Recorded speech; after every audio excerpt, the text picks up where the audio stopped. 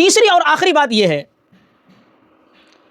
کہ معراج کا یہ واقعہ یقیناً ایک عظیم الشان واقعہ ہے،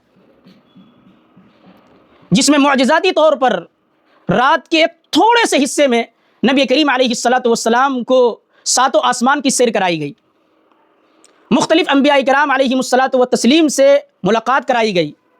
اللہ رب العزت والجلال نے آپ کو مقام خاص عطا فرمایا، قرب خاص عطا فرمایا، آپ کے واسطے سے آپ کی امت کو عظیم الشان تحفہ نماز کی شکل میں عطا فرمایا۔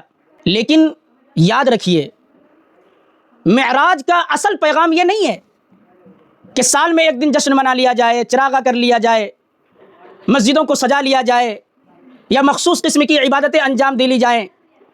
یہ معراج کا اصل پیغام نہیں ہے۔ معراج کا اصل پیغام یہ ہے کہ اس رات میں جو تحفے ملے ہیں امت محمدیہ علیہ الصلاۃ والسلام کو،